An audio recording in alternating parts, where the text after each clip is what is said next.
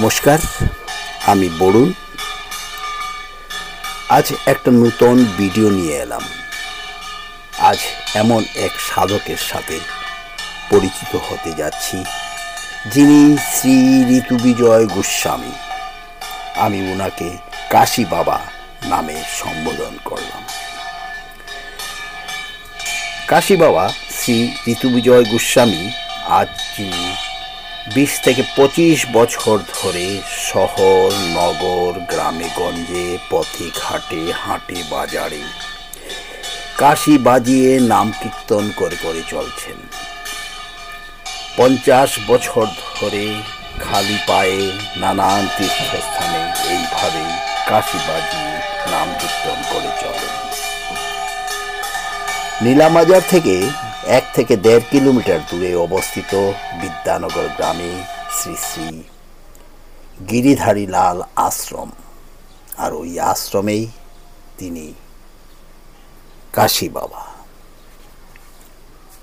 এই নাম কীর্তনের উদ্দেশ্য জগতের কল্যাণ, জগতের শান্তি, আনন্দ।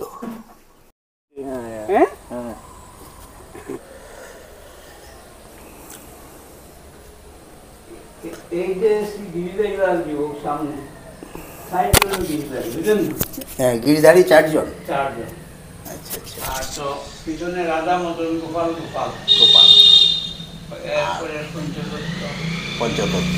তারপরে রামজি ওই মথুরা রাম মন্দিরের রামজির। আচ্ছা। আর এখানে তো ওই যে বড়পুরে রাসলীলা রাসলীলার। এদিকেও পঞ্চতত্ত্ব হনুমানজি আছেন। আচ্ছা। আমার শ্রী গুরুদেব আছেন। আচ্ছা আচ্ছা। ওই যে গুরুদেবের হ্যাঁ মা বাবাও আছেন, দেখাই গুরুদেবের মা বাবা দেখলেন যখন বললেন গুরুদেবের মা বাবার।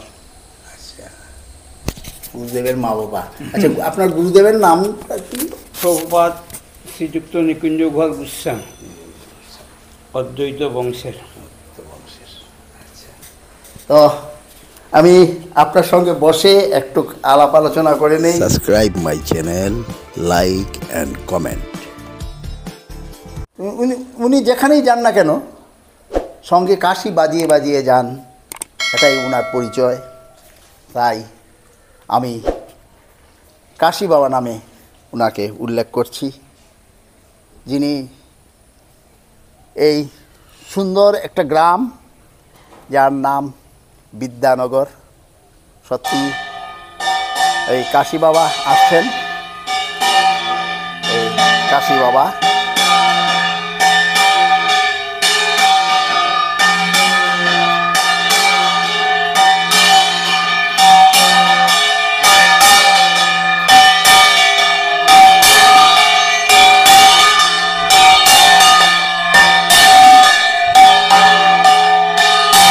শ্রী ঋতুবিজয় দাস গোস্বামী, ওনার সঙ্গে পরিচিত হচ্ছি। আর যে ওনার এক বিশেষত্ব, আজ থেকে হয়তো 10-15 বছর ধরে ওনাকে আমি হাটে বাজারে নানান শহরে ঘুরতে দেখেছি, যেখানে উনি কাশি নিয়ে কাশি বাজিয়ে বাজিয়ে চলছেন। অনেক দিন ধরেই ওনাকে দেখে আসছি। একটা বিরাট কিউরিওসিটি জাগলো যে এটা আমার কাছে একটা অন্য ধরনের অনুভূতি, অন্য ধরনের চিন্তাধারা, অন্য ধরনের দৃষ্টি এবং দেখার বিষয়, যে কাশি বাজিয়ে এইভাবে কোনো সাধক, কোনো মানুষ হাটে বাজারে চলছেন। তো হঠাৎ একদিন করিমগঞ্জ সন্তর বাজারে ওনার সঙ্গে দেখা, কাশি বাজিয়ে বাজিয়ে উনি চলছেন। সেই থেকে আমি ওনাকে একটা মনে মনে নাম দিয়েছি কাশী বাবা, যিনি কাশি বাজিয়ে চলেন। আর ওনার সঙ্গে পরিচয় হওয়ার পর জেনে নিলাম ওনার আশ্রম বা মন্দির বা আখড়া নীলামবাজার থেকে প্রায় 1-2 কিলোমিটার ভেতরে বিদ্যানগর গ্রামে শ্রী শ্রী গিরিধারী মন্দির জিউ মন্দিরে। তো কথা বলে নেই ওনার সঙ্গে। আপনি এই দীর্ঘ কত বছর ধরে এইভাবে কাশি বাজিয়ে বাজিয়ে চলছেন? এই তো ধরো প্রায় 22 বছর থেকে। 22 বছর, মানে আজ পর্যন্ত 22 বছর। হ্যাঁ, আচ্ছা, এইভাবে কাশি বাজিয়ে বাজিয়ে কেন চলছেন, তার উদ্দেশ্যটা কি? কাশি বাজানোর উদ্দেশ্য হইল যে স্থানে যে যাচ্ছি সেই স্থানের মঙ্গল, স্থানের মঙ্গল, যে শ্রবণ করবে তার মঙ্গল, তার মঙ্গল। এবং আমারও জব হয়ে গেল। মানে আমিও তো রাস্তা দিয়ে বেকার হাঁটিয়ে যাচ্ছি, আচ্ছা আচ্ছা। নাম করতে করতে গেলাম, তখন নাম হইল সবের সর্বমঙ্গলার্থে। সর্বমঙ্গল। আচ্ছা, 22 বছর ধরে কাশি বাজিয়ে যাচ্ছেন। হ্যাঁ। আচ্ছা, আপনার ছোটবেলা থেকে এই ধর্মের দিকে কেন আপনি এগিয়ে গেলেন, কেন ধর্মের দিকে এই পথে আপনি এগিয়ে চললেন? যখন আমি নরোত্তম ঠাকুর মশাইয়ের প্রার্থনা শুনলাম, হরি বলব আর মদন মোহন হেরিব গো, এই রূপে ব্রজের পথে চলিব গো, যাব গো ব্রজেন্দ্রপুর, হব গো গোপিকার নূপুর, তাহাদের চরণে মধুর মধুর বাজিব গো, বিপিনে বিনোদ খেলা, সঙ্গেতে রাখালের মেলা, মাহার চরণের দুলা মাখিব গো, অঞ্জলি অঞ্জলি করি রাধা কৃষ্ণের রূপ মাধুরী, হের বধূ নয়ন বরি, নিকুঞ্জের দ্বারের দাঁড়ি হইয়া রহিব গো, তোমরা সব ব্রজবাসী পুরা আমার অভিলাষী, আর কবে শ্রীকৃষ্ণের বাসী শুনিব গো, এদেব অন্তিমকালে রাক্ষসী যমুনার জলে, জয় রাধা শ্রীকৃষ্ণ বলে বাসিব গো, কহে নরোত্তম দাস, না পুরিল অভিলাষ, আর কবে ব্রজবাস করিব গো, আমার বহুদিনের আশা মানে। এই গান গাইতে গাইতে আমার, যেমন আমি এই গানটা আমার 10 বছর বয়স যখন ছিল, তখন এই গানটার প্রতি আমার মন সবসময় থাকত। তারপরে যেমন মনে করেন আমি 8 বছর বয়স থেকে আমার ঠাকুমার সাথে একাদশী করতাম। আচ্ছা আচ্ছা। সেই একাদশী করতে করতে একাদশীর কৃপা, আমাদের গোবিন্দজির আশ্রম আসছিল কাউদিরবার, সুখদেব গোস্বামী, ওনাকে বলা হতো যেমন সাধু বাবা, আমিও সেখানে যেতাম, গিয়ে উনিও প্রণাম করতেন, অষ্টাঙ্গে প্রণিপাত আমিও করতাম। তারপরে উনার দীর্ঘদিন ওনার সাথেও সঙ্গ আমি করেছি, করাতে আমার মন সবসময় থাকতো যে কবে আমি ব্রজে যাব। আর যেখানে পাঠ হইতো মহানাব্রত ব্রহ্মচারী শরীর, যেমন মনোরঞ্জন বণিক বা নিত্যানন্দ বণিক, তাদের যে গুরুদেব আসতেন, তখন আমি গিয়ে তাদের বাড়িতেও থাকছি, পাঠ শুনতাম, প্রাণ কিশোর প্রভুপাঠ। এরপরে প্রভুপাদ যদুগোপাল গোস্বামীরও পাঠ শুনছি, তখন আমি ছোট। শুনতে শুনতে মন আমার হলো যে আমি ব্রজে চলে যাব। তারপরে আমাদের কাউদির পাড়ের ননীগোপাল গোস্বামী ছিলেন, ওনার ছেলে নারায়ণ গোস্বামী থাকলেন মদন মোহনে।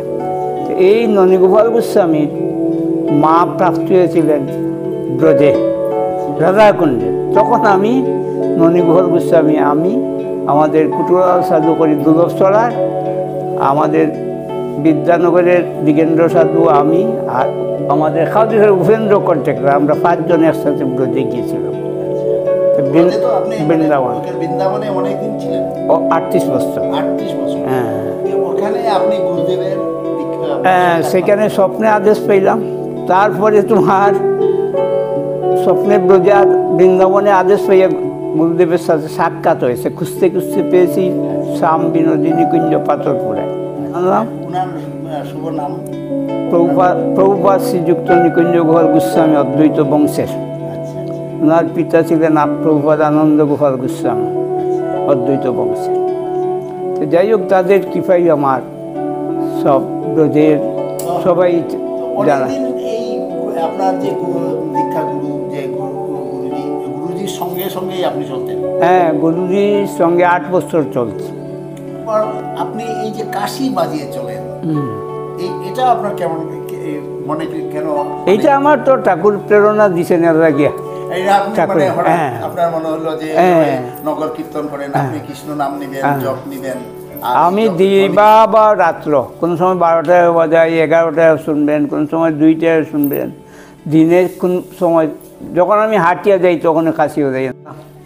হরিদ্বার, নাসিক, উজ্জয়িনী যত কুম্ভ মেলা, তো আমি কুম্ভ তো আমার 14 বার দর্শন হইয়া আসছে, এইবার দর্শন করলে 15 বার হবে। গতিকে আমি যেখানে যাই এই কাশি, নাম এমনই জিনিস, নামই কৃপা হয়। যেমন আমার হরিদাস নাম করছেন, 22 বাজারে বেত্রাঘাত পেয়েছেন, তবুও তিনি নাম ছাড়ছেন না, কারণ চৈতন্য চৈতামৃতে আছে। তো যদি কষ্ট করে এখন আপনি আপনার গ্রামে যদি অন্য কোনো মন্দিরে বা কিছুতে নিয়ে যান আমাকে। চলেন একটু রাধা মাধব মন্দির থেকে আসি, চলেন দর্শন যায় রাধেশ্যাম।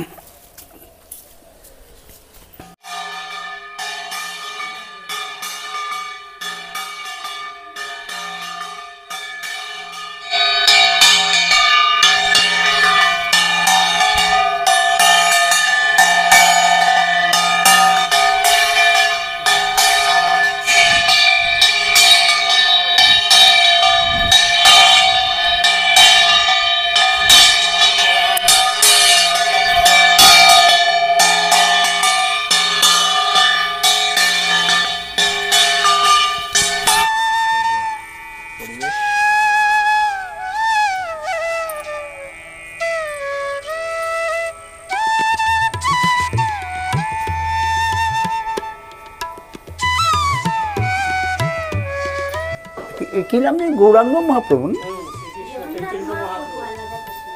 আচ্ছা, ও এখানে আছে মানে জগন্নাথ মহাপ্রভু আর রাধাকৃষ্ণ।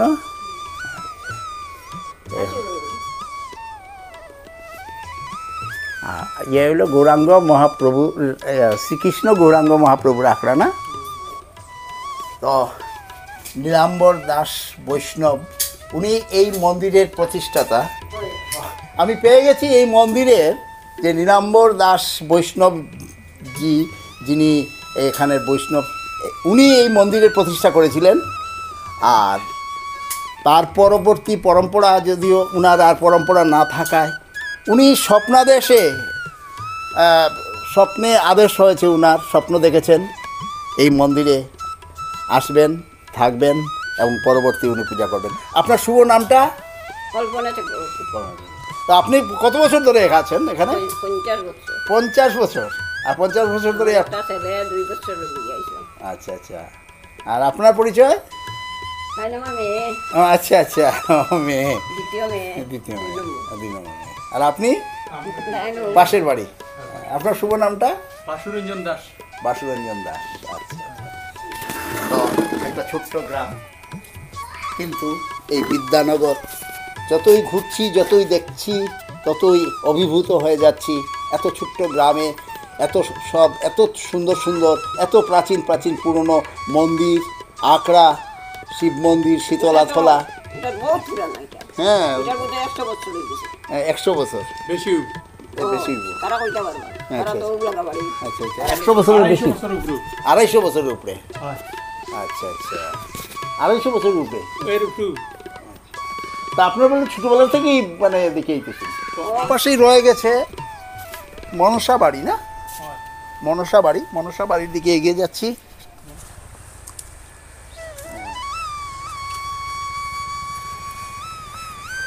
আচ্ছা।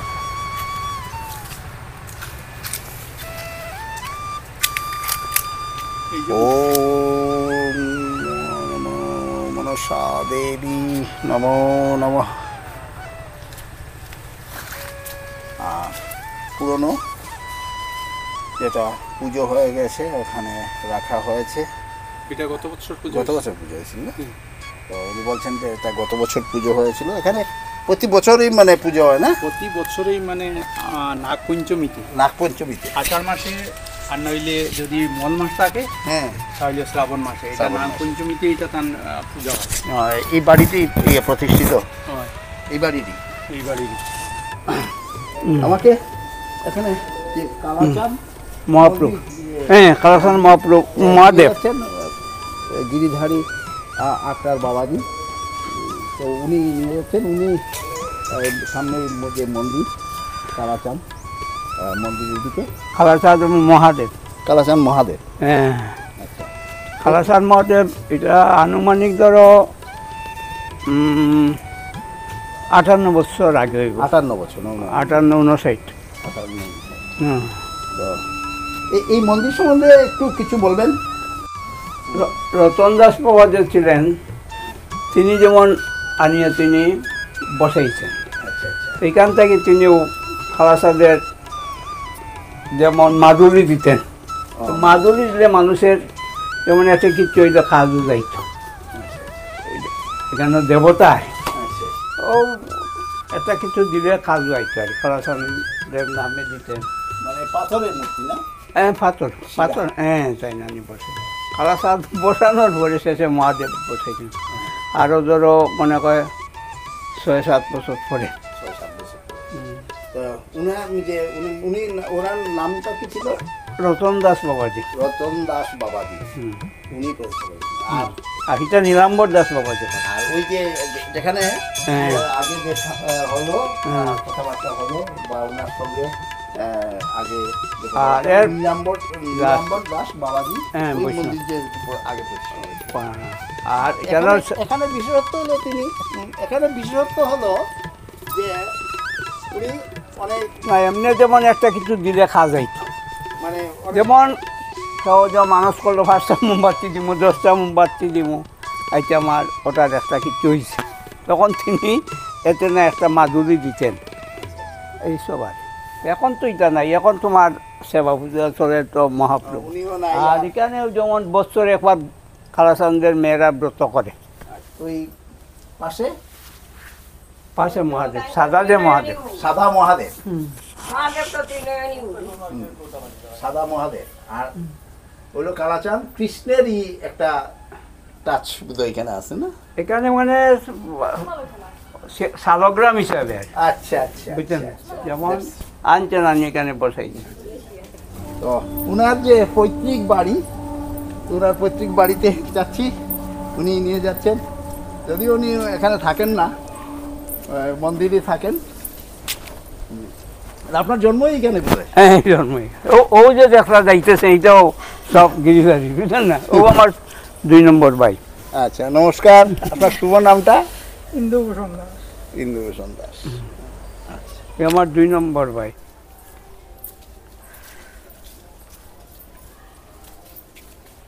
ও প্রথম এইটাই ছিল, বুঝলেন না? আচ্ছা আচ্ছা তো ও এখানে পরিক্রমা যাইত। আমি তো ধরো বৃন্দাবন থেকে আসতাম, আসলে তো তো বদলানো হয়েছে আর কি। এই ছবিটা এইটা আমার ছবি। আপনার? হ্যাঁ। তা আপনার বাল্যকাল থেকেই একদম প্রতিষ্ঠিত ঠাকুর মন্দির। হ্যাঁ,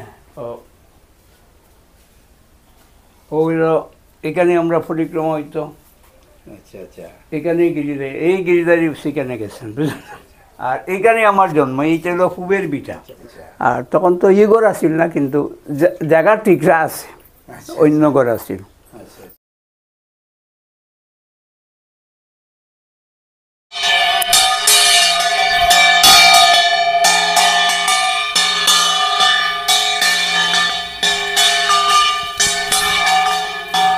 উনি নিয়ে চলছেন গ্রামের একটা মন্দিরে। আর যেতে যেতে এইভাবেই উনি শহরের নগরের নানান জায়গায়, নানান গ্রামে গঞ্জে এইভাবে উনি কাশি বাজিয়ে বাজিয়ে চলেন। উনি নিয়ে যাচ্ছেন একটা মন্দিরে, একটা আখড়াতে।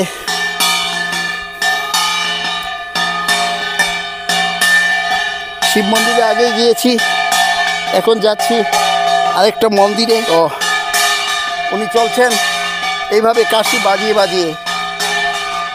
এই কাশির ধ্বনি যত দূর যাচ্ছে, এইভাবে 22 বছর ধরে, তারও বেশি হবে, উনি এইভাবে কাশি বাজিয়ে বাজিয়ে যান, চলেন। যেখানে যান, ইভেন কলকাতা, বৃন্দাবন, আসামের নানান প্রদেশে, নানান জায়গায়, নানান জেলায় এইভাবে কাশি বাজিয়ে বাজিয়ে চলেন। আর তাই ওনাকে আমি নাম দিয়েছি কাশি বাবা। এই কাশি বাজিয়ে বাজিয়ে চলেন শহর বা হাট বাজার সব জায়গায়।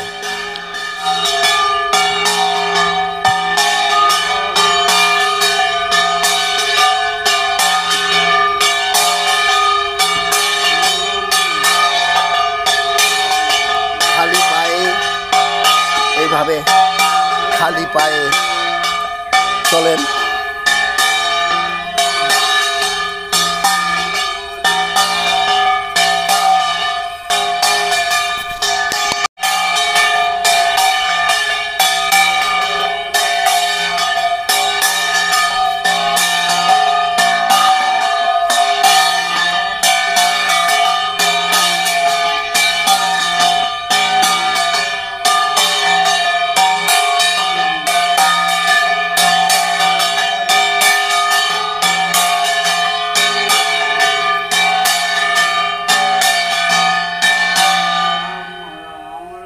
রাধা মাধব আশ্রম, রাধা মাধব আশ্রম। রাধা মাধব, হ্যাঁ রাধা মাধব আশ্রম, রাধা মাধবের আশ্রমে আপনি কাশি বাজিয়ে বাজিয়ে আমাকে নিয়ে আসলেন। হ্যাঁ। আচ্ছা আচ্ছা, তো আপনারাই পূজারি? ও, আচ্ছা, আগে আর প্রতিষ্ঠিত আর এটা দান করছেন গোপীচরণ দাস। এটা দেবতার বাড়ি। গোপীচরণ দাস। এই বাড়ি, ওই যে ফাঁসের বাড়ি যাইলাম, এই বাড়ির লোকেও এইটা আচ্ছা মানে দান করছেন। আচ্ছা, এটার নাম হইল গিয়া রাধা মাধব। রাধা মাধব মন্দির। রাধা মাধব মন্দির। হ্যাঁ, জয় রাধা। আহ, নবীনচন্দ্র নবীনচন্দ্র গোস্বামী, গোস্বামী। ওনার গুরুদেব আসলাই নবীনচন্দ্র গোস্বামী। গোস্বামী। জয় রাধা, চলেন ওদিকে।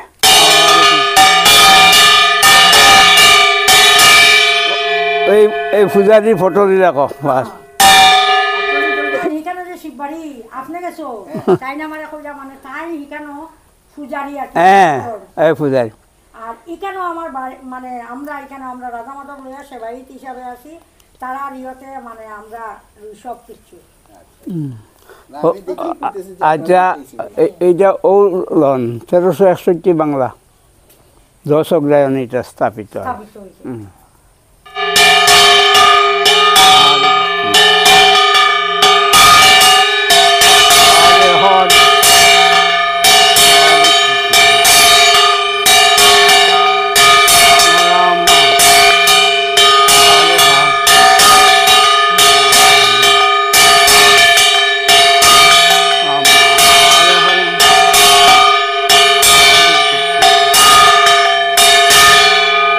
ও আমরা বাম দিকে, বামে কলেজ।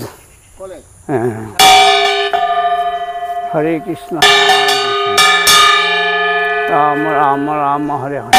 আচ্ছা, এই যে গ্রামে যে এখানে এই গ্রামে জনসংখ্যা মানে মানুষ কতটা পরিবার আছে এখানে? গড়ে তো অন্তত 300 পরিবার হইব। পরিবার হইব। তো মন্দির বলতে শুধু মন্দির আখড়া নিয়ে সর্বমোট গ্রামের মধ্যে তো অসংখ্য মন্দির এবং হয়তো এখন হয়তো আর একটু গেও আর একটা মন্দির দেখাই দিলে। আচ্ছা, ওই তো তারপরে জয় রাধেশ্যাম। তো এই যে জয় খালি গিরিধর। পায়ে এত দূর হাঁটেন, আপনার কোনো অসুবিধা হয় না? আমার তো 53 বছর থেকে আমি জুতা ছাড়ছি। আচ্ছা, 53 আমি তো বছর, একটু সময় আমি তো 53 বছর এই জুতা পাওনি। বৃন্দাবনে গিয়েছি আর বাদ দিয়েছি, বুঝলেন না? হ্যাঁ। যেখানেই যান এরা গ্রামের মানুষরা ওইখানে শুনিয়াই জোগাড় টুকার দেয়। হ্যাঁ, যেটা হলো আচ্ছা, সবাই ওই যে এই যে জোগাড় দিতেছে ওনারা, ওনার কীর্তন শুনে আশেপাশে গ্রামের মানুষ সবাই জোগাড় টুকার দেন। হলুধ্বনি।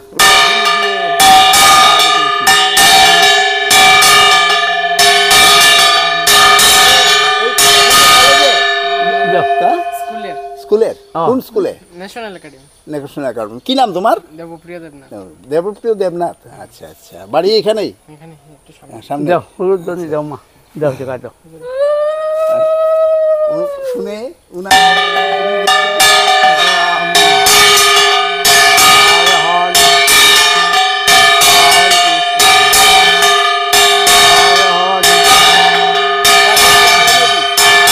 এই লঙ্গাই নদী। লঙ্গাই নদী। হ্যাঁ,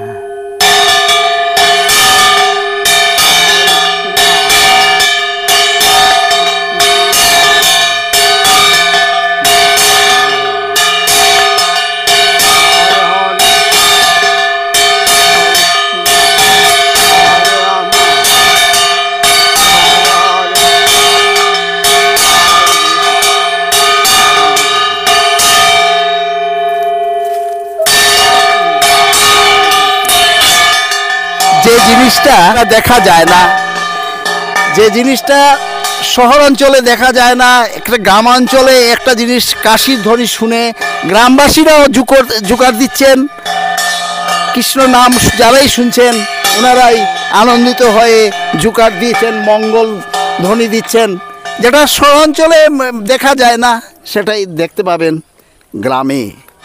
এই বিদ্যানগর গ্রামে এসে প্রতি মুহূর্তে আমি অভিভূত হচ্ছি। এত সুন্দর একটা গ্রাম, এত সুন্দর তার পরিবেশ, আর এখানকার মানুষের হসপিটালিটি। যে বাড়িতেই যাচ্ছি চা বা পান খাওয়ার জন্য অনুরোধ করছেন। হ্যাঁ, তো আমি অভিভূত। এত সুন্দর একটা গ্রাম, আর এত গ্রামের মধ্যে সবচেয়ে বড় জিনিস এখানে এত এত মন্দির, মঠ, আখড়া, যারাই শুনছেন ওনারাই।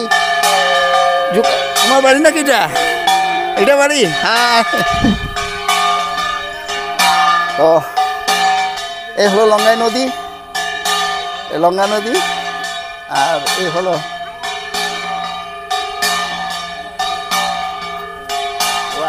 অদ্ভুত সুন্দর এই লঙ্গা, অদ্ভুত সুন্দর এই গ্রাম, অদ্ভুত সুন্দর তার পরিবেশ, অদ্ভুত সুন্দর এই বিদ্যানগর গ্রাম।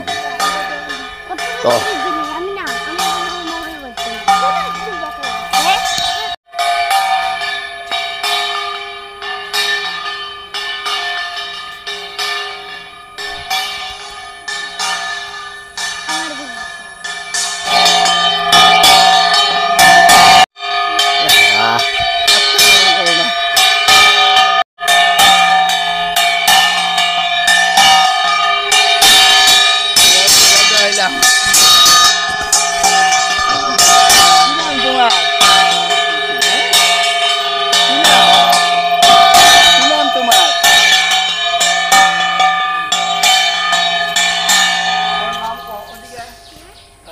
কি নাম?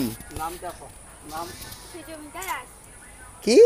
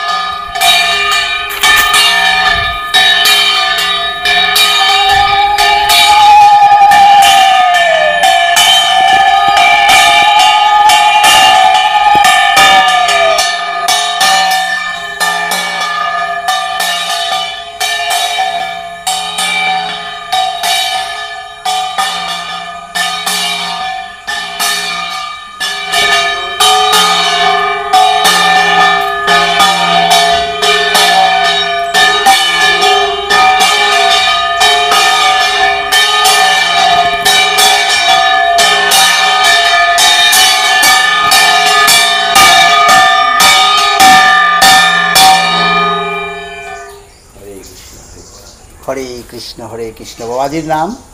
নরহরি দাস বৈষ্ণব। নরহরি দাস বৈষ্ণব। এই মন্দিরের বা এই আখড়ার, এটা আখড়া নাকি না শিব মন্দির? আখড়া না? গোপীনাথ আশ্রম। গোপীনাথ আশ্রম। তো এই আপনি মানে প্রতিষ্ঠাতা?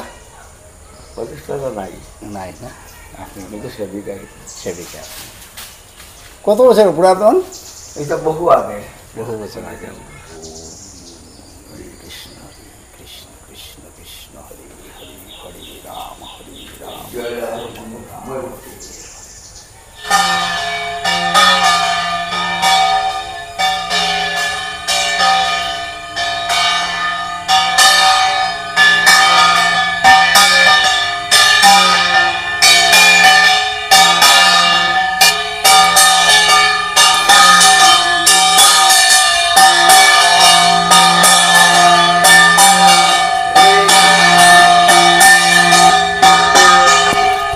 তিনি প্রদক্ষিণ করছেন, কাশি বাজিয়ে বাজিয়ে কীর্তন করছেন।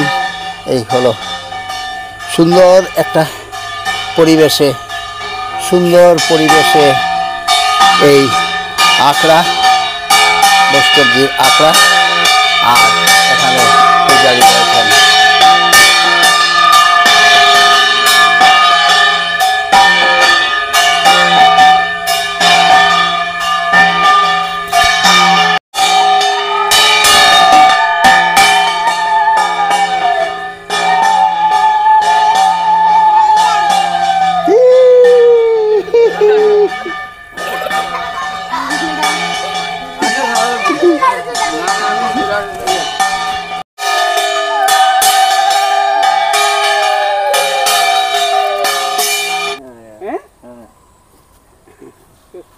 তুমি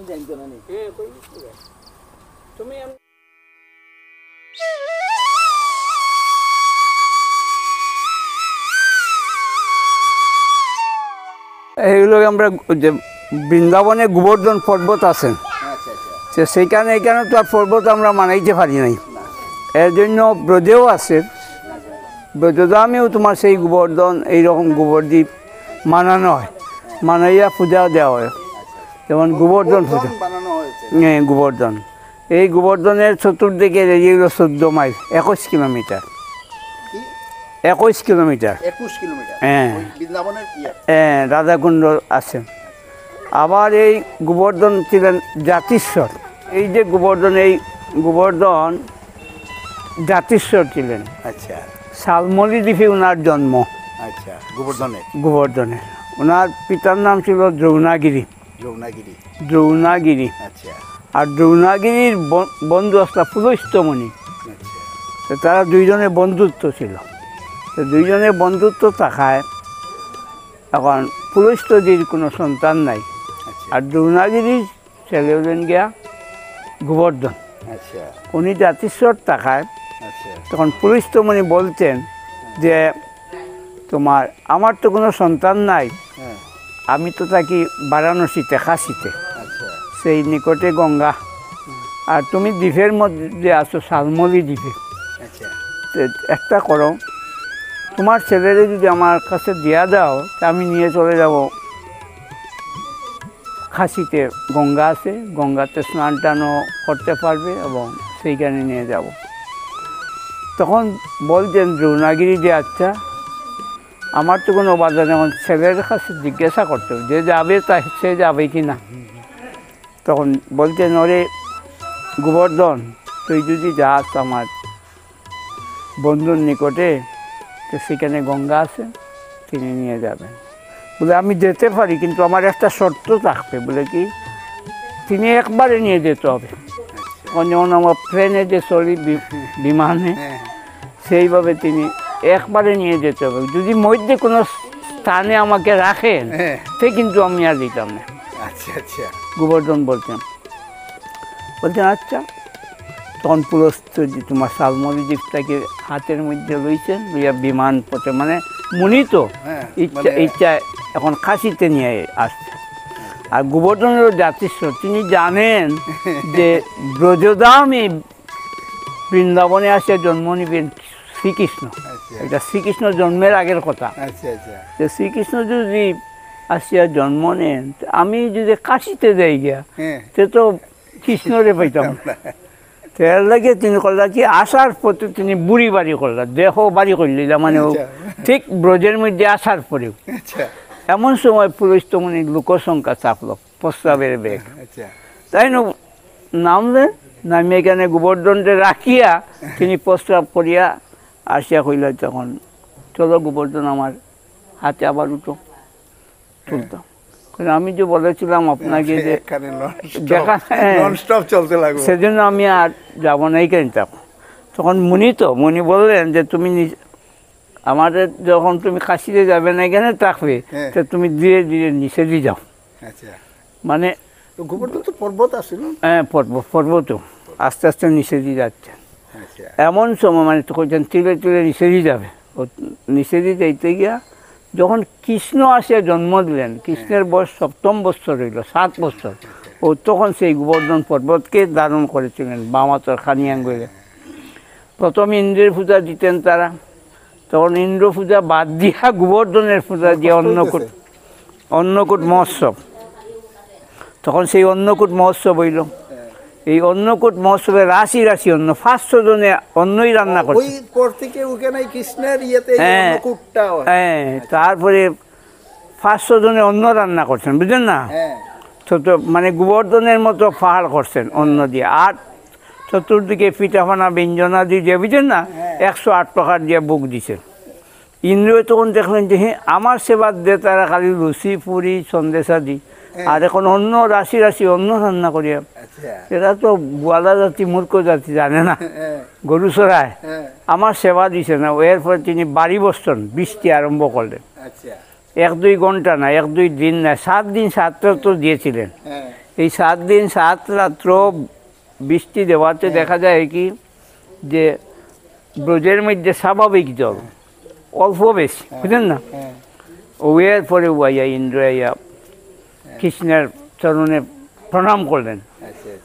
প্রণাম করিয়া কইবে, হা কৃষ্ণ করুণা সিন্ধু দীনবন্ধু জগৎপতি গোপেশ গোপিকাকান্ত রাধাকান্ত নমস্তুতে। এরপরে ও সবাই জানলো যে গোবর্ধন এর পূজা দিতে হয়।